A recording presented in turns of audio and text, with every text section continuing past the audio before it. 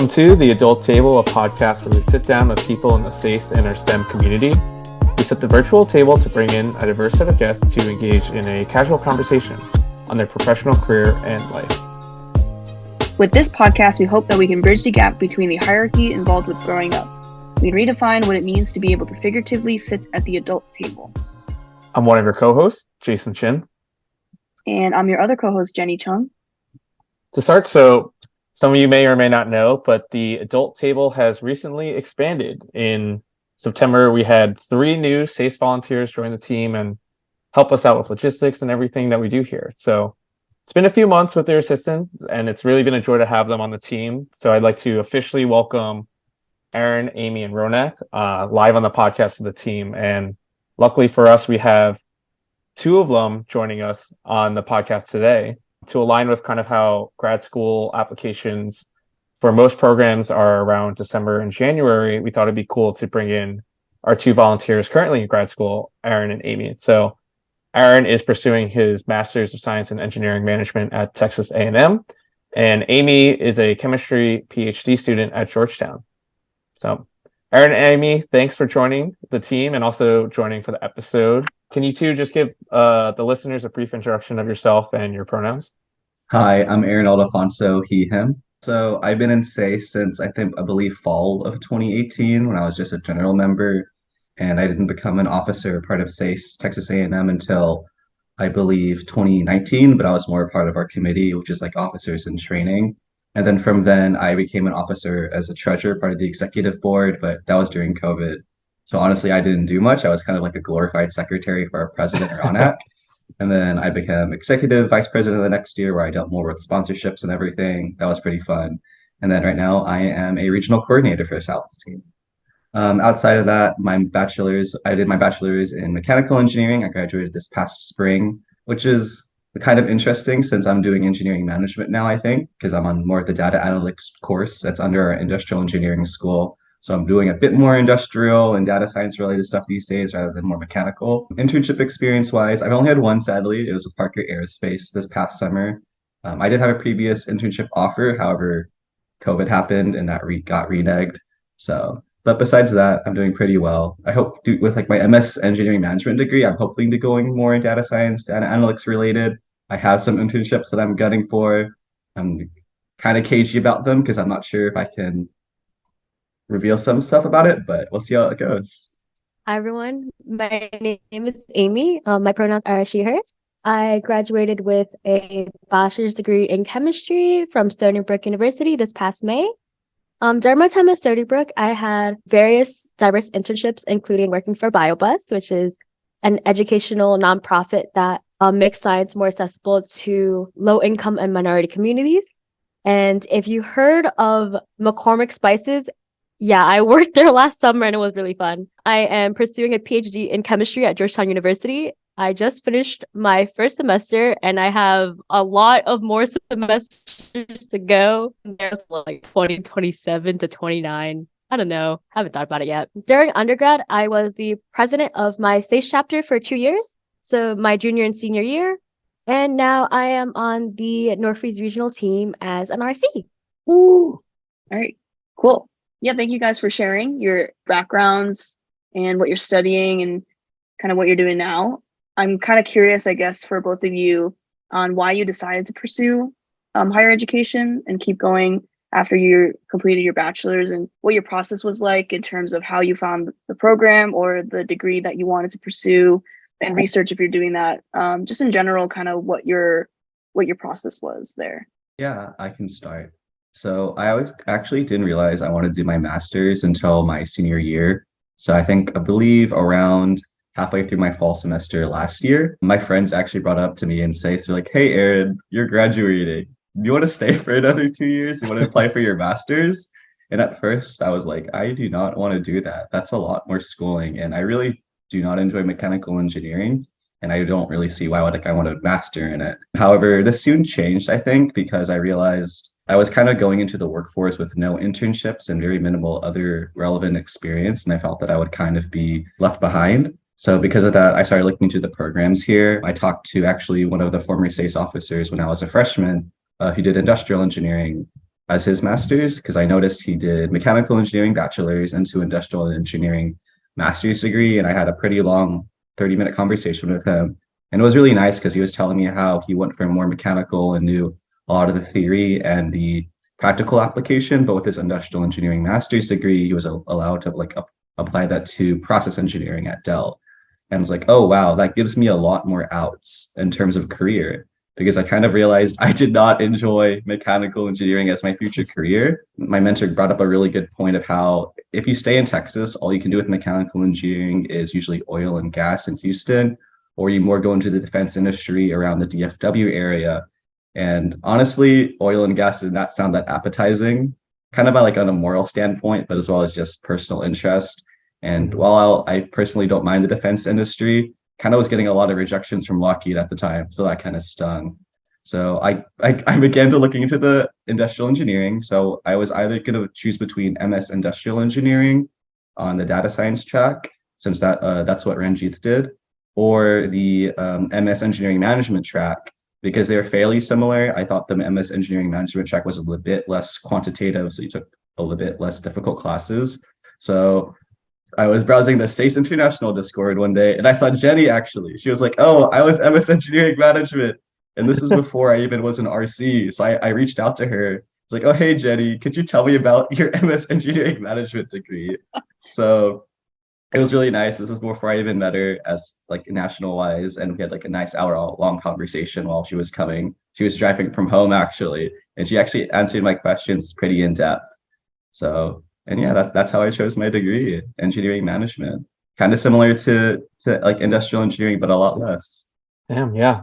I forgot we didn't kind of introduce, but Jenny also did her master's at Northeastern, and it's really cool that you're actually able to help out Aaron, just some other person, I guess, that kind of Yeah. simplifies the SACE fam I was like, mantra. who is this random person messaging me that I'm giving career advice to, but also don't listen to me because I don't know what I'm doing either. So I was like, I hope this is useful, but I don't know what I'm doing. But glad that, some of it was useful. No, yeah, I was surprised like when I found out you were part of the Adult Table podcast. I was like, oh, I didn't realize that. And then I found out at Lucy, oh my God, she was a role model. I was talking to a scary SACE person. Dang. It's okay, I'm humble. No, that's part of the role model responsibilities, right, Jenny? All these people are going to ask you all of your I'm always willing to experience and help. stuff. Of course. Now that's you. That's where you are now. So I'm gonna get all the civvies to ask you questions. I'll tell them to switch out of their major and go somewhere else. God. Oh God. I'm just kidding. But yeah, Amy, what about you? How do you kind of get on your process to ending up being like a PhD student in chemistry? So just like Aaron, I actually did speak to people and got their advice on whether or not I should go to grad school, because I started doing research my junior year in Stony Brook. Like I was doing water purification applications and using cellulose. It was pretty cool. Basically, I really liked being in the lab and like doing a lot of messing around and a lot of finding out. So I really enjoyed that research process. During my senior year, I didn't know what to do. So I was like, okay, I'm gonna apply to jobs and like also apply to grad school. So I was applying for master's programs originally, but my mentor in research, she was like, I'm writing a recommendation if you're applying to PhD programs, because like she really believed in me, and she was like, you go for that PhD. And I was having an interview with my old manager at McCormick where I interned at, and I was like, yeah, I really want this job, but I got accepted to Georgetown to do my PhD. Like, what should I do? Like, I really like both options. And he straight up told me to go get that PhD. So a combination of a lot of people's advice is how I got to starting off my PhD. Dang, yeah, it sounds like mentorship and like all those connections really help both of you in like making your decision. And kind of curious, Amy, like since you did have that job offer like on the table, would you still be interested in doing something similar in that field, or is this PhD kind of changing your opinion of where you could go after school or where you could kind of follow your career? So I'm still passionate about like the food industry, and my work that I did at McCormick was really vital. I feel like if I was to take that job and not do that PhD, I feel like the scope of my creativity was going to be limited. So I'm really glad that I'm taking this PhD route because I have more freedom to do research and I get to like narrow down on the stuff that I want to learn and the techniques that I want to master. Okay.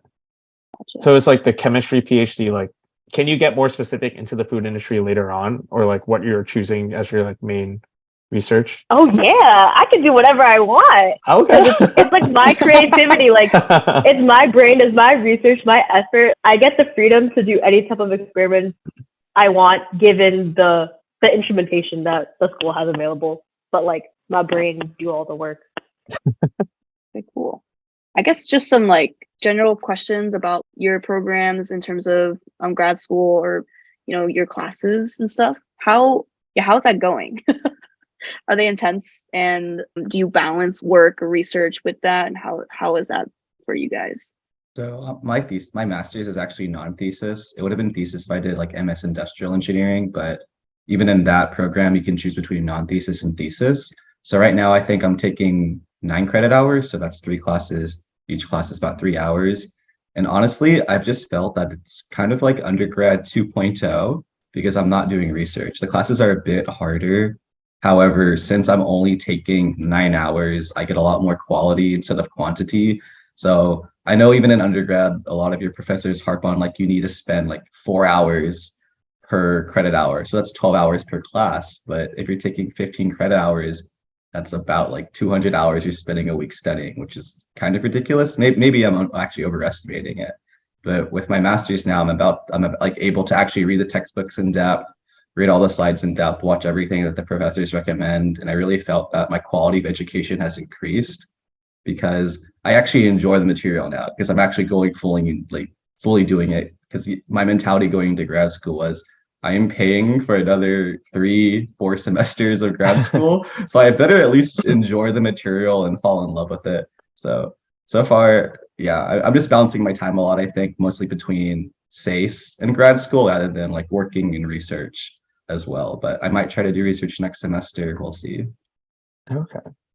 Is like choosing classes similar to undergrad? Are you kind of confined within like more classes, or with grad school is it a little different? And also I was wondering too, like you said that you're not doing a thesis. Is there a benefit of doing a thesis in terms of like post grad school, and how's that kind of just differ in general? So when I was talking to Ranjit about it, he told me more about it's just less work. It is nice if you do have a thesis. However, some of the other opinions I've heard, it kind of pigeonholes you. So at A&M actually, so we have both an MS program, a Master's of Science, and an ME program, Masters of Engineering. And Masters of Engineering is way more broad, and it also is non-thesis. So I would say at our school, it basically, like I was saying earlier, is like it's undergrad 2.0, where you take a lot of survey classes, and it's more all-encompassing rather you focusing on a single subject. So it makes you a lot more industry applicable, I would say. Okay. More on the note for classes, it's hard right now, actually. So there's actually 4 different tracks for MS Engineering, same with MS Industrial. I'm on the Data Analytics, Data Science track. So I have 4 mandatory classes I have to take, as well as 3 mandatory classes for the program overall. However, there are a lot of students who are admitted into the program this year because of COVID, and because of that, the school back admitted all of them. So we had a giant influx of students, and I'm fighting for seats. I had one of my friends who actually is doing her master's hold a seat for me because she had a better time slot, and she's not even in MS Industrial Engineering or MS Engineering Management. She just held a seat for me because I really wanted that course. So yeah, it's kind of rough. Damn, that's crazy. No, Wow.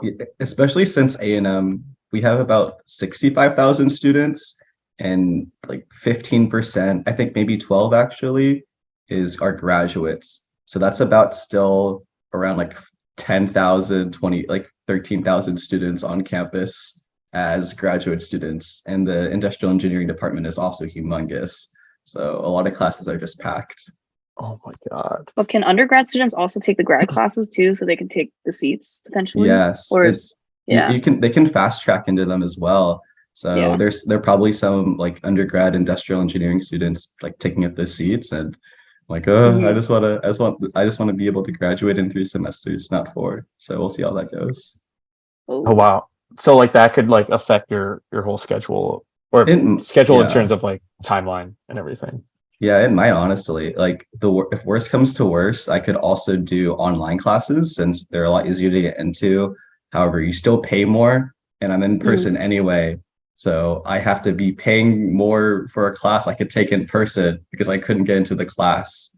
So which is what I'm doing this semester actually. I have one course I took online, even though I'm an in-person student. So I was like, oh, this is not that fun. Dang. Going back to the thesis thing, I also did not do a thesis for my master's. I think it was an option to opt out. So I was like, I don't want to do it because it's like basically a whole project essentially that you're doing for the whole span of your master's. But I think for me, since I fast tracked it also, it would have been like a thing I was doing for like 2 semesters. But the alternative was like I just take like these specialized classes and then I can also graduate with like some sort of graduate certificate as well. That's like on top of the master's for engineering business. It was part of a program also within Northeastern. So I was like, I will do that instead of a master's because I don't want to write a huge ass paper and like have to do things right now. Because I was trying to balance undergrad classes as well before I decided to pursue like the master's. I remember people would just we would just take master's classes because sometimes it could be used to fulfill requirements to graduate because it's just another course, but also it's like more specialized. So some people want that for like their resume and stuff like that. So that is a struggle for classes in general. Yeah. Yeah. But how is that? Do you take classes, Amy, or are you just like kind of just taking tests? I don't really know. So for me, I have a combination of like all of the above.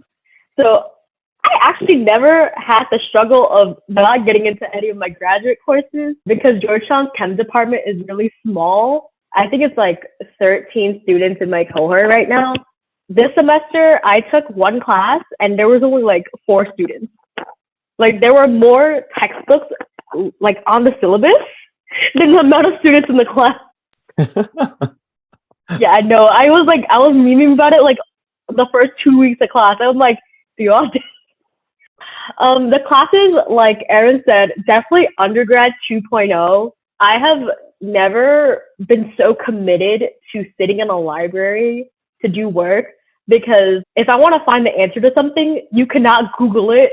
You have to go like deep into like Google Scholar or like in the dusty stacks to find like books from like the 60s or like the 50s to find your answers. And it was a hard time.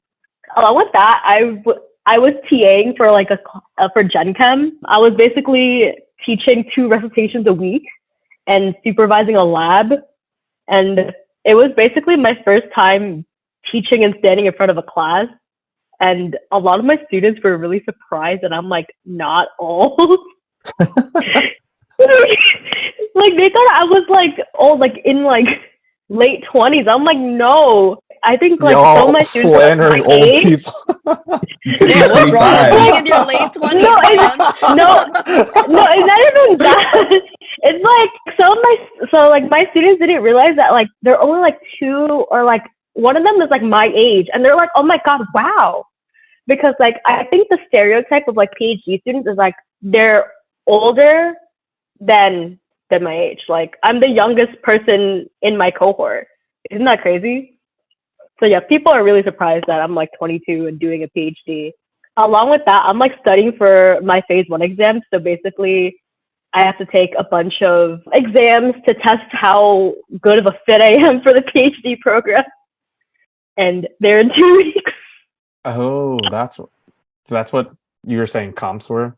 Yeah, That's for the phase 1. Oh, okay. yeah. So Jeez. a lot of grinding out here. No holidays off. Yeah. For TAing, is that like that's like kind of expected or like that's a requirement for you as a PhD student, or is that something Yeah, that so like, you it's basically a requirement unless you get like a fellowship that excuses you. But basically, I'm getting paid to TA, and that payment is going to my stipend. And it basically the school pays for tuition, but we also get a stipend that we can use to cover our rent, our food, our expenses. For me, not my internet because it's too expensive. Damn. Yeah. You just gotta be crafty with it. I see. So there's like, so you're not getting paid I have to enough be crafty. basically to live. Yeah, Barely. like I think my stipend is pretty good, but based on the area that I live in, the cost of living is so expensive, and I'm trying to cut corners. And I think internet is one of the corners that I unfortunately chose to cut. So do you not study at your apartment then, or do you just try to use McDonald's Wi-Fi? So I live on the second floor, thankfully. I live right above the lobby. So I've been leeching off the lobby Wi-Fi for the past 4 months. And most of the time I try not to study at home because I don't like to associate like where I sleep to where I work. And also, if I spend less time at home, I spend less on utilities. So we're saving money everywhere. We're cutting corners everywhere. Oh my god. You live by yourself? Yeah, I do. Okay. Do you like just go to the gym to take your showers then and like brush your teeth? Like you saving on water or something like that too? Nah, water's cheap here. I use all the water. God. I think it's just electricity because like I have to power like 3 monitors, like a bunch of lights, and like the heat. I shower at Oh my home. gosh. Are PhD students okay? You should check on them if you have any PhD friends. Check on Sweat. Yeah, Yeah. so no one asked me if I'm okay recently. Damn. Yeah. We're trying to open that up right now. Wait, Amy, what temperature do you keep your apartment at then, since heating is the biggest I cost of electricity? So I turn off my heat and I wear layers. But then sometimes when I get too hot, I don't want to turn on the fan, so I open my window. But it sucks because I live near the airport. Oh my god. Amy, please. But I live really close. Okay, the good I'm part. so sorry. Out of all the corners I'm cutting, I live really close to campus. My class was at 9. Like I had a 9 a.m. class. I left the house at 8:30, and I got to my class on time. So I like maximize the time I spend in bed. Okay. And I'm near both the airports in DC. Like I can take the metro. I live near McDonald's, so I get that $1 fries whenever I feel like. And it's open 24 hours. So I guess I have my priorities in check. No, Wow. that's fair though. You gotta prioritize time if you're gonna be like grinding all day. Oh Just- yeah, literally. Oh jeez. Back to like kind of your school and everything though. I was wondering with being a TA, how did you feel about having to lead like kind of a class and being like a teacher and all of that stuff? Like I feel like a lot of, not to make assumptions, but I feel like a lot of people could be like book smart, but not necessarily being able to kind of communicate a lot of information to students. So I was just wondering how that journey has been for you, or if you've had experience teaching anything like that before. So I didn't have experience teaching before this, but luckily I tutored Gen Chem for like 2 years. So I got used to communicating in front of a large audience, not large, but like communicating in front of an audience and like trying to figure out creative ways to explain concepts. I ain't gonna lie, I get really nervous trying to present in front of my class because I always get paranoid about like what they're thinking. Oh, I'm a bad TA. Oh, she doesn't know what she's talking about. And it's like I'm afraid that someone's gonna fall asleep in my class. Luckily, no one falls asleep. But I try to think of like things that would engage them. And for a good part of my semester, I made a meme of the week to present to my class. And like they were like like I think for a couple weeks I was on Tinder and they were invested on who I was dating. And they made me illustrate it on the board. Yeah, if you have a Gen Z teacher, you literally have Gen Z students. It's like, it was like a rowdy detention hall, but their grades superb. Like their performance was great. Academically, they did great. But I guess my teaching method was like really unique. Yeah, for sure. You have like your chemical bonds, but the bonds between you and your Tinder matches. And we all get, Also and I have give them all chemistry. nicknames. Like I give them nicknames, so we had like Job Man and Almost Job Man, and they were like beefing it out. And my students were like, no, Pip Job Man, and it was like the whole thing. Like it was just like my dating life was like a reality TV show at that point. But I actually taught them stuff. Like they made me like cute cards to like thank me at the end of the That's semester. cute. So at least I knew I did a great job. Yeah. Oh, this is like I kind of hope very not professional, but have you seen any of them on Tinder and then they were like in your class? I have not seen any of my students on Tinder, but I saw one of my classmates on Tinder, and I was like, "Oh, that's awkward." 1 out of 13 yeah. kids. Yeah, don't. 10 out of 10 do not recommend. That's awkward. You know, I think I made it clear that like I let my students see what I do on social media because like we're all people. But I told them not to slide into my DMs because they're already full. Boundaries. There we go. Yeah. Yeah, that's the boundary I set. I was a peer teacher, an undergraduate teaching assistant. Ooh. It How was was that only for you? It was only for one semester, and it was for like a intro mechanical engineering class, so statics and dynamics, but pretty easy. However, it was for non-mechanical engineers, so it was more for industrial engineers who needed it for the credit. And for some reason, there were a couple of like chemistry students there who also like chemical engineering students who did it for like an elective. And I was just thinking to myself, because it was called Mean 224, but I took Mean 225. And in the 224 course, it was all test-based and no project-based. However, that made it a lot harder for these students to pass because the project kind of padded my grade from my memory when I took it my sophomore year. And Oh, okay. so like as a peer teacher, my job at the end of each class was we had in-class work. So each lecture, it was basically a workout problem from the lecture. And my class was also at 8 a.m. So slowly as the school year trickled by, less and less kids showed up to the class. And so did our test scores. I remember our test scores, kind of B's, C's. And then as the school year dropped by as well, slowly dropped into like the 50, 60 zone. And I was just thinking to myself, I was like, I know this class is very difficult, especially like if you're an industrial engineering major, chemical engineering major, between like in comparison to mechanical. But there's probably a correlation to showing up to class and the tests not going well. So at a certain point, I just started recognizing the faces of my kids in class and like in the exam, and I started like memorizing their names. So I was like, oh, please, like, I hope you guys are just doing well on the exams. And they were. It's like, because you guys are going to class, it makes a lot of sense. So, but yeah, I didn't have any crazy stories like Amy of like me showing my Tinder because like my prof was also in my room and I don't know how they would engage that. And I only spoke to them for the last 15, 20 minutes of class when we were doing classworks. And they're like, please help me solve this problem. I have no idea how to do it. And like I did it on my own time already. So I was like, okay, in like the simplest words, this is how I would do it. And I think it was pretty instructive as someone who did like basically 3 statics and dynamics courses and trying to explain now like in my opinion like introductory level material.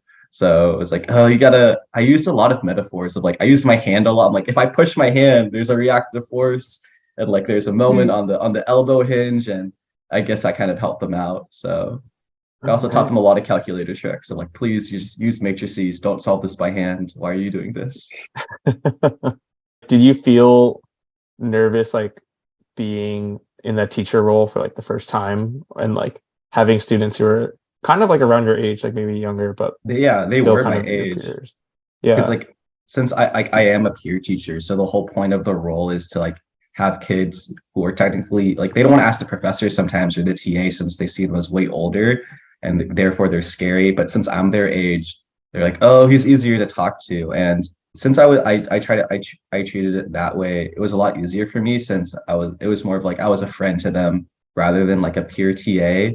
I know they Mm. probably hated when I graded though for like their quizzes and like their in-class works because okay, so for my kids who showed up, I will unabashedly say this. I gave them the answer. I was like if you guys can't figure it out, I know you're doing the best, but like you're going into class and there's 20 of y'all and this is a 60-person class. So here's just a picture of the work.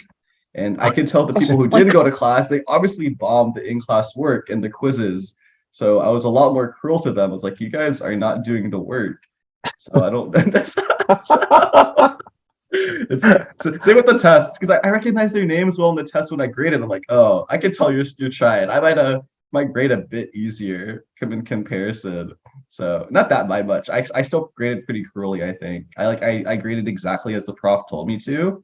And then Mhm. at the end of the year, he's like, Aaron, like we gotta grade easier now. And I'm like, but I'm grading exactly how you want me to. So I felt really Damn. Yeah. I like understand, but also those 8 a.m. classes are rough. Sometimes you just can't. You can't show. Aaron, Yeah. have you ever missed an AM class that you had to TA? Oh yeah, a bunch. So my excuse was that I actually so last year all the old officers from my SACE chapter had a house together. And me and Ashwarya, who like she's also on the South team, she's also on the mental health initiative. You'll probably see her in future episodes. I think she might be joining, but we always went to their house like just to hang out. And sometimes like I don't really want to. So I just like emailed my professor like, oh, I'm really working really hard on my senior design project, staying up really late. Like I can't make it. And he's like, I understand.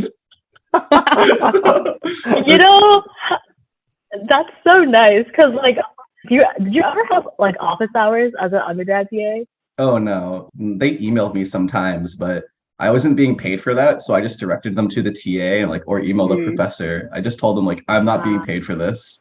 I'm paid to be in class and Yeah. grade. I'm being paid for this, and I have my office hours at 10:30 in the morning. The amount of times I have I have sent emails at 10 a.m. to my students like, "Hey, my office hours are at 11 because I can't get out of bed, or like the bus is running late." Like some like minor inconvenience. It's like literally crazy. Like I don't know how you wake up for 8 a.m. I barely make it to my 10:30 office hours, and I live like so close to campus. No, for some of the Sorry, classes, kids. or like when it rains at A&M campus, it basically floods in the streets of like 2 to 3 inch water. And my apartment's about 20 minutes, maybe 30 minutes from the class, depending how fast I walk. So on those days, Or swim. I just told my prof, it's raining. I'm not going outside. And he was like, okay.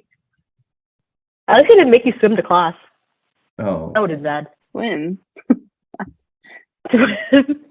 So do you both have any advice for people just in general of things you learned like through the process of applying for either your program or about like how you're getting through the program now, I guess? so I would say I was an internal transfer, so it was a lot easier for me. But I would say one of the most important things is GPA actually does matter in grad school. So I didn't have the most spectacular GPA. It was still like above a 3.2, I believe. But I would say if you want to go into grad school, maintain above a 3.5. I believe for internal transfers, if you had a 3.3, you were automatically admitted into grad school. But at the time, I was sitting at about like around a 3.21 when I applied. So they waitlisted me until my spring semester when I got my grades back up even more. It's like, oh, I need to grind out for this. Like, okay, you're in the grad school program now. But I remember for all of spring, I was just tryharding and like studying really hard because I really wanted to go to grad school. And my first initial reaction being put on a wait list was like, oh no, I'm not gonna get in. I got like really paranoid about it. And all my friends had to hype me up. So, but outside of that, I would like I have like all my perspectives internal wise, but just speaking to your advisors a lot about like how your grad degree, if you're more industry focused, might help you rather than just like specializing. Like say I did BS Mechie and then to MS Mechie, I'd be very, very specialized only toward mechanical engineering roles. But since I'm doing my BS in mechanical and my MS in engineering management or MS in industrial engineering, I have a lot more broader impact. I mean, like broader options when I look for a career. So, which I enjoyed a lot. That's true. So I really don't know what I want to do still. That's fair. Neither do I. Did you have to do an interview or anything to Oh get no. in? It was one essay of why I wanted to get into grad school and three recommendation letters. So I asked the professor I TA'd for, another professor, who was it? I think it was my senior advisor professor for my capstone project, and then finally the SACE advisor, who was also a professor. So basically just three professors I asked for recommendation letters for, but I wasn't, that was the thing I was least worried about. I don't think A&M's grad school is for like industrial engineering. It's not exactly prestigious. It's very rigorous, and I think it's well known according to Ranjit, but I don't think they get warrants an interview process. What about you, Amy? Did you have to go through a whole like interview process and stuff like that? So so a PhD is gonna be like at least like 5 years of your life. Well, I say like at least. So like I have so much. So hopping off of Aaron's point, like GPA matters, like when you're applying, but I don't think it matters as much as other parts of your application, like your recommenders, definitely like what you contribute. For example, like I started applying and I had like one publication in the works, like one first author. I was doing a lot of work in space. I had internships, and like those interviewers, well, I didn't have an interview, but like usually people eat that up. Like whenever I was interviewing with anybody, they were asking me about SAFE. Oh, what does SAFE do? How are you involved in SAFE? And like they really want to see how involved you are in the community rather than, okay, you're book smart. A lot of people are book smart. What do you do outside of the grind? So like being a well-rounded person is really important. And when you're applying for PhD programs, it's a long time. I'm just really emphasizing that it's a long time. And you really gotta know why you want to do it and where you want to do it. For me, I'm in DC because I love being in the city, but I'm tired of New York. Like I was considering Boston versus DC as like the two cities, and I honestly don't like Boston. And I was like, oh, DC's okay. I like DC. The cherry blossoms are nice. I can live with that. And like, definitely have your own reasons to do it, not because you're too comfortable in academia, or if you have Asian parents, they want you to be a doctor. A PhD is technically a doctor, so like, you know, close enough. Definitely do it for yourself and not for anyone else. And when you're doing your research on a PhD, definitely like take into consideration your advisors and the research interests that you're involved in, because you're going to be committed to the program. They're going to be committed to that advisor. Like you're going to marry it and not the school. So Interesting. Yeah, I totally agree with the thing where you mentioned about when you're in an interview, they're asking about not just your schooling, but also things you do outside of work. Because I got asked that a lot in interviews in general. They'll be like, oh, like what other things do you do outside of work, or do you have any other projects that you have just like outside? And I could say like this podcast or like other SACE things, right? Obviously, I don't want to revolve my life around just work and SACE. There are other things, but that's the one thing that comes to mind, and it's like impressive to hear about, right? So, yeah. I feel like that's the struggle of so many SACE people. It's like school/work and SACE, and that's such a big time commitment. Amy and Aaron, I was kind of wondering, after Amy mentioned kind of choosing her school from being in like the city, how much did other factors kind of affect your decision of choosing like the school that you went to? Like Aaron, I know it was like internal, but were you considering any other programs outside of A&M? And for Amy too, like was city kind of like the first priority in hitting, and then kind of looking from there? But just like, how did that go?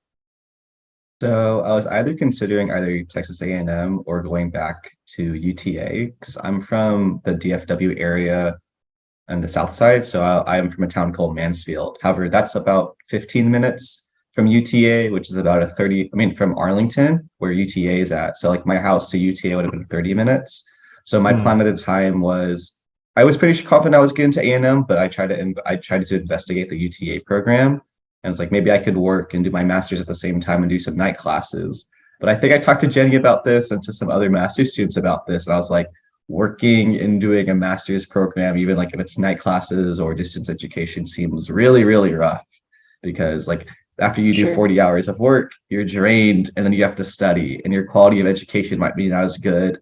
And you're probably only taking about 1 or 2 classes. So instead of doing about 3 semesters, you're probably going to maybe doing it in 5 or even 6 or even more. So I just kind of wanted my master's, not to say like out of my way, but like while I'm young and I have the passion to study still, like do my master's right now. And I kind of just settled in A&M mostly because, yeah, I was an internal transfer. It was a lot easier. I know application fee, which was really nice. I would be in the system already, so I knew I'd be highly like my chances of getting in would be a lot more considered. And all my friends are here, and they're not graduating until actually I graduate my master's. And I was like, okay, that's a lot. I don't really mind not going to a new city. It's only 3 more semesters, not that long. I like that's how long a super senior might stay actually, like 5.5 years. And I have my undergrad. It's like, not that bad. Yeah, like I think friends played a nice part in my decision too. Like, so last semester I was torn between Georgetown and UC Berkeley. And so basically McCormick is in Maryland. So like it's basically near, like basically in the DMV. So like I have experience living in the DMV. I made friends in the DMV, and why not go to school in the DMV since I love the DMV so much? If I was gonna go to California, I don't know what's in California. And yeah, and a lot of it was like, the social sphere and like analyzing the dollar signs, cost of living. What am I gonna do? How am I gonna take my car across the country? If I have enough stipend money to fly back to New York every now and then, like if I miss my family, I'm like 5 hours away from my parents. They will drive down to visit me. I can't do that if I'm in Cali. And like my friends are pretty much nearby too. So they're my emotional support system through the struggle. Yeah, I'd say A&M cost of living here, it's cheap. For an apartment near campus, it's about you can get less than $800 in a pretty good location. All utilities paid for except electricity. Everything is furnished. So Wow. yeah, That's it's nice. it's the trade-off of yee culture, Yeah. Like you can go to Houston, you can drive to Austin. So I would cry to live in a place that's that cheap near campus. yeah, my walk is 15 minutes to the engineering building where I study at. 15, 20 minutes. Not that bad. Yeah, no, my rent is rough. People have asked me how much my rent is, and I have literally gotten shocking responses every single time. How much is your rent? All right, so let's lay it out there. So just to live, just the rent, nothing included, rent, $1,800. Huh? I get a parking spot. Well, I get 2 parking spots for one of my cars because I can't park. Like I'm a New Yorker, my parking gate is terrible. So I get 2 parking spots for $150 a month, and then I get paid my utilities, and then all my other expenses. So it's like So 2K. it's like it's 83% of my monthly income. So I do work a job. Like I tutor like on the side along with like being a TA because I need spending money. Do you think that other PhD students are doing the same thing, where they need more money to like fund things in life? They're not getting paid enough, or their stipend isn't enough. I feel like everyone's getting the same pay, but I think for me, my struggle is because I'm like first gen and I'm like the first person in my entire family to pursue grad school. They weren't so my family's like not in the most economically safe spot. If for example, I couldn't pay my rent, I can't ask my mama to pay my rent. Like, you know what I mean? So it's like, I have to like fork up all the money I can to afford living where I gotta live and like still having the money to enjoy my life. Cause you're only like in your 20s, like once, right? Like 10 years. What I've heard is that the 30s is the new 20s, guys. Because then you have money and stuff. No, but I don't know, like you know what I mean? Like I still want to enjoy my 20s while I'm in grad school, because like I'm gonna be in my PhD until maybe I'm like 29. So like, Yeah. I don't know. I just need the money to like live, but also enjoy eating out and like Yeah. going out. What I'm learning from Amy is that Jenny and Jason only have half of their 20s left to fully enjoy their life, is What what she's the heck? implying. I mean, That was I've not enjoyed the plenty. forefront of that argument there. That's also a long time too. It'll be fine. Yeah, it's all right. Amy will be 30 by her end of her PhD. I'll take this route. I'll Yeah, be that's 23 actually so by sad. the time I graduate my MS, and I'll be making money. So All right. I didn't You mean, made I the right didn't decision, mean to Amy. make them old. You made the right decision. I I'm guess gonna be also. broke until my 30s. Oh my god, it's okay. So I guess like going off of this, I kind of wanted to ask both of you of your experience of just, I guess, being a person of color in STEM, and then for you, Amy, being a woman in the PhD program. I'm not sure what the demographics are for your cohort or in general for chemistry PhD, but I'm kind of curious about your experience there and if there's anything you had to navigate through. Oh, I actually have a funny story that's really relevant. So like, if you guys don't know about Georgetown, it is a predominantly white institution, and the chemistry department is no different. And for me, my first semester was really hard to transition to as a person of color, as a woman, as someone who is low income, first gen. I didn't find a lot of people to relate to. And I wasn't really used to being around so many people of higher income. And it really affected how confident I felt in myself and how much I believed in myself, because I believed that how like the privilege of other people undermined my own achievements, and I felt like I didn't earn it. And sort of that mentality and that behavior wasn't really like, it hasn't really disappeared, because I do still get made fun of every now and then by students because of the way I dress, because I dress like I'm not rich or anything. I was actually proctoring an exam the other day. Like, like the what are those? Like, that meme? Like, what that means? Yeah. Yeah. So like I was wearing my black Air Forces. Like those are the hood rat staple. I'm from the Bronx, so like, I gotta pull them out. And then someone was like, what are those? While I was passing out their final. One of the students, I kid you not. I kid you. And I was just like in shock because they're comfy. I don't know. It's just like the rough thing being like a minority in a place. So I'm still transitioning. Talk to me again in a couple months and I'll tell you how much better I am.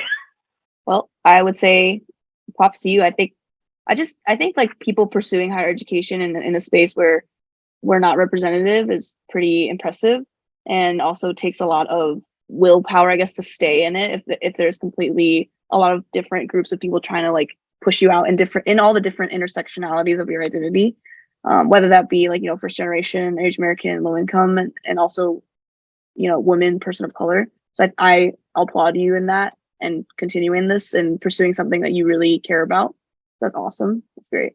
I don't think that's recognized enough for a lot of people in our fields and stuff like that. So yeah, just want to say that.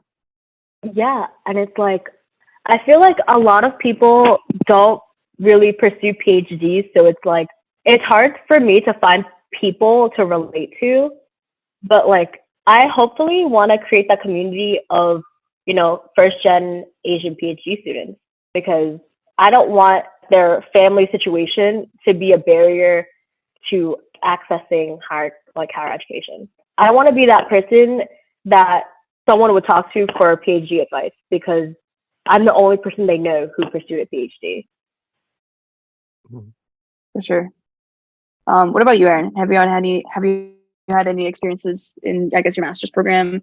Is there like a group of you guys, and what's like the demographics, and how is that for you? So I would actually say that my master's is way different than my undergrad, in which I think all of my classes are 99% international. So that was really interesting. I think most of them are from India. There's not a lot of, I would say, like non-POC people in my class at all, which is really interesting. So completely separate experience. And like, even in my undergrad, I would say, I think it's because I'm in engineering and not necessarily like in science or math that like the Asian population, from my memory, I'm not sure if I'm just blocking it out. Like it's not that like undiverse.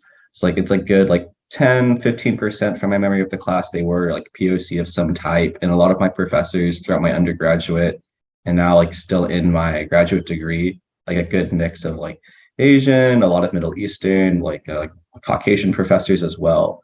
So, and I think that's just because A&M is like a tier one research school. So we do attract a lot of professors from different institutions across the globe.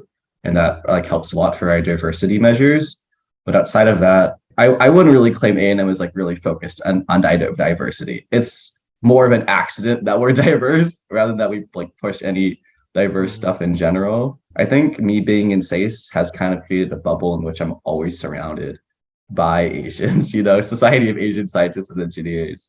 And especially like since I'm still a graduate student, I go to the meetings, I mentor some of the officers still on the current Texas A&M team. I'm still surrounded by them. And because of that, like I'm still within my bubble of like Asian primary within STEM, which is nice. I might be kind of like lacking in like diversity in some other ways, right? Like I only hang with Asians. So we'll see how that pays off. Is that kind of like the similar trend in how you think the industry will be like after finishing up your school in like data, I guess in whatever type of industry you take that? So industries I'm looking into right now are like more fintech analytics as well as like some like more bigger companies. But I think POC measures, like I've interviewed with managers who are like Asian, which was really nice. And like they would be on the team if I went to that internship. But I think it's just because I'm aiming for a bit higher prestigious companies. They have a lot more focus on like NRGs and diversity groups and trying to encourage like have POCs on the team, which is nice. So I expect that. I kind of expect my team to be aligned with like the national demographic, right? Like if it's 20% Asian of the US, 20% of the team hopefully is Asian, so on and so forth. So because I see that a lot at A&M, like our numbers match, I think, the national average of like the national demographic. Okay.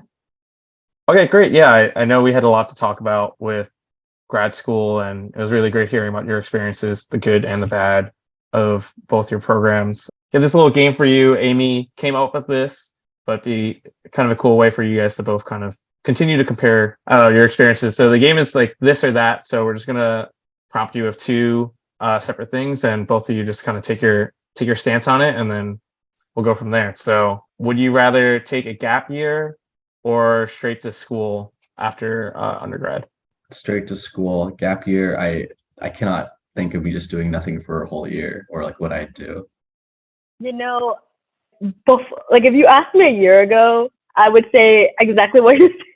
But as someone who's never taken a gap year in their entire life, like as a student, the burnout is like so real. And like, I don't think I'm getting vacations ever again until I graduate. So like, I would savor that gap year so hard and go travel or something. Because like, once you, like, I don't know, like, I didn't think that I would not have vacations during my PhD. Yeah, I'm probably doing like half a gap year once I graduate my master's. So that'll be my gap year. Like at least take a break. Like, I think that's what I'm trying to say. Like like that thing from Friends, like like we're on a break, like take that break. Oh my god. Please. So you're on Team Ross. Oh no. Were they on a break or not? They were on a break. I think they were on a break. I agree. Amy, I was just wondering, like, I know with PhD programs, it's like kind of like somewhat like on your own timeline. So if you did want to take any break and like that kind of delays your timeline, is that like frowned upon or like not common, or are there other requirements that you need to be meeting on top of your individual research? So I can like go on breaks. I think I get holidays off and I get 10 days of vacation, but I have to get it approved, like how you would get it approved at a job. But I feel like if I was out for too long, my supervisor would say no. Oh. So RIP vacation. 10 days does not sound like that much. Like you think much. of like a typical company, I feel like it's what, 12 to 15 days of PTO plus other holidays and like Well, flexing certain hours and stuff. But Yeah, I can't flex my hours. that's true. I can You're on the flex my semester hours that I schedule. spend in the library. No, like you would think that like the winter break that undergrads have, you get the. I thought that I was gonna get that break too. No, I was humbled. I was so wrong. Wait, I get that break. Like I'm in that break right now.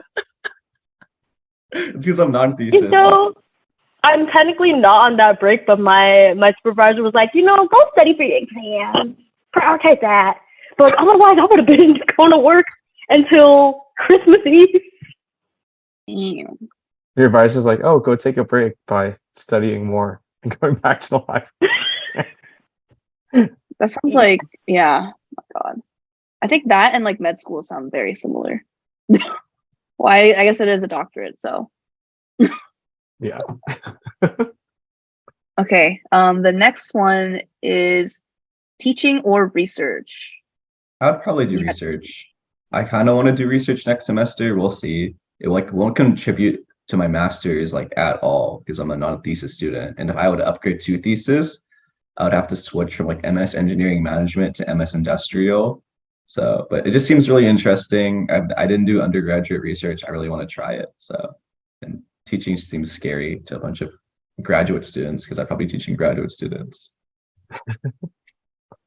I think teaching is scary no matter who you teach to. But like, if I say teaching over research, I'm gonna get slandered because I'm literally doing a PhD because I love research. So yeah, research all the way. But yeah, I really do like research, so I'll pick research for my own reason. Oh, you could always pivot to teaching, Amy, after your degree. More school. I don't think I ever want to see a school ever again after my PhD. No thanks. I will never step foot in a school ever again. Rip. All right. In terms of like studying or just midterms, finals, anything like that. So would you rather stay up late, maybe even all-nighter, or wake up really early to kind of grind before projects or exams? Can I clarify the question? Is it like I grind right before the exam at like 12 at noon, or Like if how's it? you now, I guess I don't know how Amy thought of this, but my thinking was like if you had like a class at like 8 or 10 or something, would you rather stay up really late and get like no sleep right before, or you just take the L, sleep whenever you're tired, and then you try to wake up whenever you think you have enough time? Oh, I'll choose option C where I just like take the absolute L. I don't even study before. I just get like I'll like if it's down to the wire like that, like if I haven't studied before like the exam the next day, like it's over for me. I'm getting 10 hours of sleep. Wasn't like, Aaron, wasn't your fun fact that you never pulled an all-nighter or something? No, I refuse. Like I'll study 10 days before the exam, so I do not have to do an all-nighter. Oh my gosh. So like I'll do the exam and I'm just done. Like I can reset. Oh. Okay, what about you, Amy? Is it the complete opposite? Shameless plug. Wait, no, I don't know if you can see it. But like, Oh my God, are you sponsored? Celsius needs to sponsor me. So I used to have a really bad monster addiction in undergrad because I was up late with the grind. But like now I drink like Celsius. It has 200 milligrams of caffeine and I consume one. And it keeps me up till like 1, 2 in the morning every night. And I'm like, I want to spend that time productively. So I stay late to grind. I try waking up early. It never works out. Like if I can wake up late to my own office hours, you think I can wake up on time for an exam? Like that's not happening. No, I like I had for one of my finals like was at 8 a.m. this year. I started sleeping at like 10 p.m. each night to like shift my sleep schedule from like midnight to 10. Like I slowly shifted it. So like I could have like optimal sleep and wake up at like at 6:30, have a proper breakfast. I don't know. I can't do all-nighters. That's too rough. Damn. Damn, I need to be on Aaron's type of time. Like, if I want to be up by 9, I set up alarms at 6:15 like starting at 6:15 every half an hour, and they're kind of obnoxious alarms. No, And like then I still sleep through them. I think since I did my internship, it's like you have to wake up at like 6 a.m. to get to work at like 7:30. I'm like, no, like once it hits a certain time of day, that's like no more studying. You sleep, then you wake up to study at like a proper time. I don't know. I have a good circadian rhythm, I think, for my age. Damn, that's so healthy. For Am your I young the same age. age? For my young We're the same age. That's so healthy. I don't understand. I'm just thinking back to like my undergrad years and like the times that I have tried to wake up early too. You just have that like mental battle in your head. Like you set alarms like every hour and you're like, maybe I can't study this in 2 hours. And you're like, no, I can study it in an hour. And I'm No, like, because like you no, I can don't study learn on my walk to anything. the test. Like that's Eh, enough time. I'll just wing it. Study on your walk. Honestly, Yeah. I don't think that's a bad idea. I studied at the bar one day. It was an interesting time. Damn. You got to motivate yourself somehow, Yeah. That's what I call work-life balance. I was rigorously studying at the bar. I think it's like the opposite of work-life balance if you're studying at the bar. You're doing your work and life at the same time. There's no Yeah. balance. It's just work life, You you know, know? It worked. All right, cool. I think we kind of went through all of them. We had some other ones before. And then now kind of in a similar vein, we always have a rapid fire, kind of just like miscellaneous questions for y'all, kind of not necessarily related to your grad school, but just to get you two as people a little more. So the first one is, what is your favorite quick college meal? Oatmeal. I love oatmeal. Every morning I have oatmeal with like bananas, peanut butter, honey, and sometimes blueberries if I have the money to buy blueberries. And it lasts me like 4 hours. It's amazing. Everyone should eat oatmeal. I've never heard such a what an advertisement for oatmeal.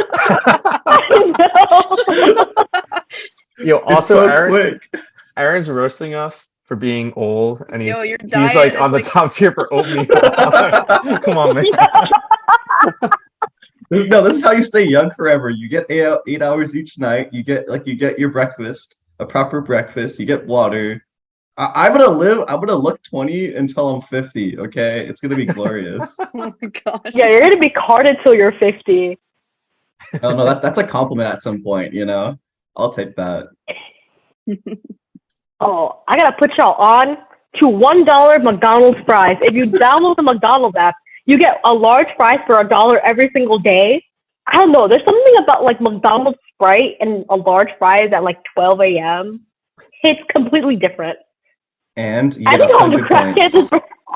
You get Yeah, points and too. I think like you get points, and I think like all the crackheads sitting in front of the store at McDonald's in the middle of the night, they like really miss the experience. The difficult journey of getting your fries and then eating it is so satisfying. Oh my God. Oh my god. I mean, that's actually a good tip. The app is pretty nice and like redeeming points and like gaining. Yeah. Yeah, they have more deals than just McDonald's fries. Like you can get like discounts, free like burgers or something like that. But McDonald's fries is a daily, like you get a $1 fries like every single day. I use the 50% off the 10 piece. That's usually what I burn every day if I go to McDonald's. Or like the dollar biscuit, and I get like the most calorie filled breakfast biscuit. I just eat it before I go to class. You go from oatmeal to biscuit to McDonald's. Something really Well, healthy like to so, know. sometimes okay. Once I run out of oatmeal, like I have to eat, and like I eat a lot of oatmeal. So I see. Okay. All right. Next rapid fire question. A best stress reliever that you have during busy school times. I know I probably shouldn't do it, but like this past final season to de-stress, like I just gave up and I went to rock climb. I went to boulder at my bouldering gym. So Yeah, let's go. I just have things to look forward to. Like I've been spending money on going out and concert tickets. So like I don't think I have I think my breaks are limited, so I'm just like really looking forward to NERC because I'm going out that day. So that's like it's a long time away. So I think like the motivation of my future of when's the next time I'm going out and having fun is the stress relief. So work hard, play hard. Oh Jenny yeah. knows that. Yeah. I do that all the time. Okay. What's your favorite B-reel trick or your go-to for B-reels? That has swapped a lot. So I remember like I used to do like I pace my phone down and I just look at my phone. It's like an upwards boob chest shot. I used to do that a lot. There's also a period where I just like made my camera purposely blurry. That was really fun. I usually like swap. Like those are like my easy B-reels if I can't like get anything done. If I look like just like absolutely awful, which is a lot if I'm studying during finals. Like there's a period where my B-reel was just me studying. I'm like, I look like a nerd. Well, like I am a nerd. I'm in master's and I'm in SACE, but Yeah, that's just you. That's just... that's just me actually. Like I B-reel is supposed to hide it, but like it's just revealing myself. It's kind of concerning. I think my B-reel is too real. I'm like looking at it right now. Like a lot of it is me studying. Yeah, I've seen it. It's just you studying all the time. Yeah, or like I do the same. Like I'm either holding a caffeine. I have to hold a caffeinated beverage. That's usually the thing. I always have a caffeinated beverage. Oh, that's why I've seen Celsius before, because I've seen it on your B-reels. I was like, I've never seen that before. She is influencing that you. means that means I should be sponsored by Celsius. Like I've gotten a lot of people to drink Celsius and like have a caffeine addiction. I don't know if that's a weird flex, but like yeah, I promote caffeine addiction. No, I have one too. Don't worry, but it's probably like a lot Drink less Celsius. than yours. No, I drink tea. Really good. I drink like green tea, black tea, a lot of coffee. Healthy. No energy drinks. No, this tastes like Aaron. seltzer. I'll tell you that. It's like this orange sparkling water. Aaron, don't you get like? Didn't you say you drink like 4 cups of coffee a day or something like that? Oh no, okay. So like last year, I had a coffee machine before it broke, but like I didn't realize there's like you're supposed to have grounds to a certain amount of water. So I just like kind of eyeballed it, and I realized I was making my coffee 4 times as strong, and I was drinking about like 3 cups of that each day, and I got a caffeine anxiety because of it. My caffeine levels were so high, my brain was thinking way too fast, and then my coffee machine broke, and that was the end of my severe caffeine addiction. And now I just have a mild one because like I have to like get coffee like a normal human being, and I just like steal it from places. Like we have a coffee machine in the engineering building, and it gives like normal doses of caffeine, not 4 times as much. Oh my You know God. what doesn't break? This doesn't break. Oh my This is a God. reliable source Well, okay, I don't have of to pay for caffeine. that. I get free sources of caffeine from like my apartment and the engineering building. Free coffee and free tea. So free I is can better. ask someone to buy this for me. These have no calories. She's really So- pitching it. Nope. She's pitching it. Okay, we should just be sponsored at this point, honestly. Our first sponsor. Yeah. Like Convu at the next like national convention, just bring a Celsius booth. Oh yeah, no, I would be the first person on that line. Yo, Amy, try to get some sponsorship for the podcast. You know when they always have a 30-second clip? Use promo code the adult table for 10% off your next Celsius. No, order. I think it should be like Amy No, not even at the adult table. Yeah, it's just Amy's sponsorship. It's not the podcast. You're right. Someone's gotta pay for the Wi-Fi. All right, if you're listening, More out there, if you know VPN. anyone. All right, I think we could do like a few more. I thought this one was fun. Most interesting thing in your wallet or purse? I don't know if people have that. Sometimes people have weird things in their wallets. Let me find it. They both go to find their wallet. Oh, she's looking. Oh, she's got it right Okay, up there. so I no longer have it in my wallet. I moved it to a binder, but I used to have my like a photo of me and my I was in an organization called FILSA, and I was like in a family system, And this is like the family system I was in. It was like a Oh, that's Polaroid when cute. I turned Oh, turned Yeah. 19, and I had this for like a long while in my wallet before. Like I threw it in the washer one day and it got like muddy. Oh, So no. I have like a giant Polaroid binder now. So I just keep it Oh, in that's here. cute. That's oh, what I really like that. I don't have any interesting thing in my wallet. The most interesting thing is money, because money is kind of hard out here. you have The like continuous outstanding theme bills. of this podcast that Amy is struggling. That's the name, not even grad school. It's just like Amy, the struggles of Amy. No,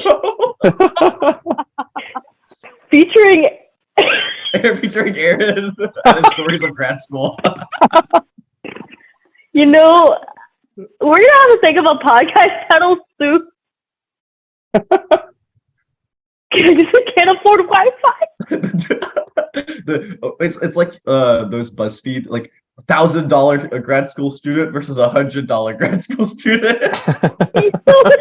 It's like worth it. Is it worth it?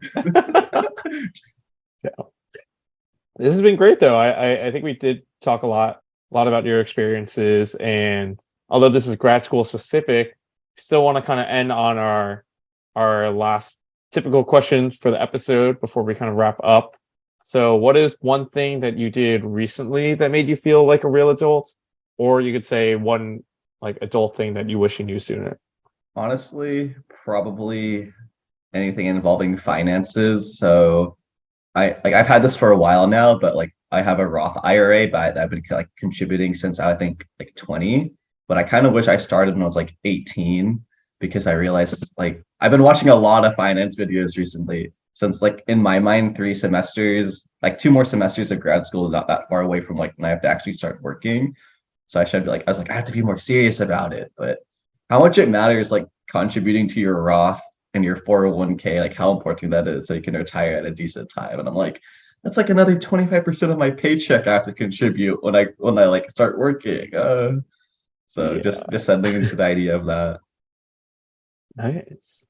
Starting at 20 is like pretty good though. I feel like most people like That is pretty good. Yeah. No, my dad made me make it. He's like, okay, and he like he like made me give me his bank, like my bank account information to him. And he was like, okay, I'll set the amount. I'm like, but it's my money. But he's like, I don't care. So I have like $200 each month that's just disappearing from my bank account. I'm like, oh, okay. that's good to get them recurring though. All right, what about I you, don't know Amy? anything about finances. What are finances? I really got friends that I Yeah. can manage.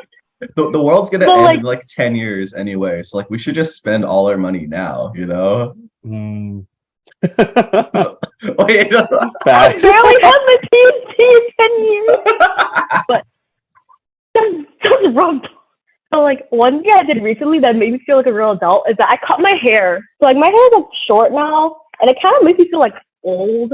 Like this is like the most natural color I've had in my hair, and I feel like an adult. I don't know how I feel about that. So I'm probably gonna dye it soon when I have the finances too, because it's so expensive getting my hair bleached and colored out here. It is. Yeah. That's why you just do it yourself. Yeah. No, I don't trust it. Even though I can't. you can also go bald. That's true too. No hair, no problem. I'm considering going bald for the funsies. Oh shh. They'll all just grow back. Yeah. Okay. Well, I think with that we can wrap I thought she was thinking about it. She looked like she's thinking about it. Yo, you could donate your hair. You know? You could. I think if you like bleached it already, like if your hair is like not like Oh. like virgin, you can't donate it. Oh, Let's makes see. sense. Virgin hair. That's Yeah, what that's that's what they called. call They it. call it virgin hair? Okay. Yeah, I, if it's never Yes! been bleached with product before. Yeah. I didn't realize I've that. never I heard made that this either. up. Yeah, I thought you just made it up on the spot. That's so No. okay. Also, I'm really Okay. trying to imagine Aaron bald right now, and it's like really throwing me It's- off. I It is went hard to bald during imagine. COVID, You know- actually. But you have For so the- much What? hair that I can't imagine it right now. Yeah, I went bald during COVID. Wait, I can make it a reality. I've been getting into meme making lately. I can make him bald. All right, I'm it's going on sure- the post. yeah. It's going on the All right, post. we'll get some pictures. Can I just like show you the picture when I was bald? Like, I think that'd be a lot easier. Yeah, you could throw it. We'll throw it up there in the video. Okay. Look here in the stream. Ronak will deal with that in post production. Name's Ronak. All right. Well, I just want to say thanks again to Aaron and Amy for coming on the adult table. I feel like we only really skimmed like the surface of things with higher education in terms of grad school and pursuing a PhD. So there's obviously a lot more. And if you guys have any questions or anything, you can reach out to anyone here. I feel like everyone's pretty open on, getting asked questions about their experiences and their journey and whatnot. Similar to how Aaron reached out to me. You can reach out to him now. He's the guy. No, reach out to There's Jenny possibly- still. Only one semester Um, in. And and anyone pursuing PhD, I feel like I don't know a lot of people personally, but maybe this is like, the opportunity to create that network. If you ever are thinking of pursuing a PhD and stuff like that, Amy is the go-to person. She's trying to, connect everyone, especially if you're in the SACE community. Are there any socials that you guys want to plug so that the listeners can find and connect with you? Yes, please follow me at Aaron R. Ildefonso. So it's just my first name, the letter R from my middle name, and Ildefonso. And that's the only like the social media I have. I want more followers. Thank you. I just made my Instagram account like last year. It's very young. It's less than a year old. I'm trying to pump the numbers. The SACE community can help this. All right, let's do it, guys. Depending on who you ask, you can follow me on Instagram. Like, yeah, it's Viet because I'm Vietnamese. Like, I don't know if you guys knew that. Baby, I don't know. I made this username when I was like in the 6th grade. So like, my name is Viet Baby X. So you'll find me. You can find me on like the Adult Table podcast. You can find me on the SACE Northeast's Insta. Follow them too. You can find me on SACE Sciences Insta. You can follow that too. And if you have a job and you're listening, and like Venmo is like social media. My Venmo is also Baby X. Wait, my Venmo is just Aaron Ildefonso. So it's a lot easier than my Instagram handle. If anyone wants to help me pay for Wi-Fi, it'll be great. Damn, we should start an Amy Wi-Fi fund. A Patreon, like we to contribute each month. Yeah, I know Amy already plugged it, but you could follow us on Instagram at the Adult Table Podcast for more episodes. Close out. I'm Jason Chin. And I'm Jenny Chung. And we'll see you next time at the Adult Table. Thanks for listening.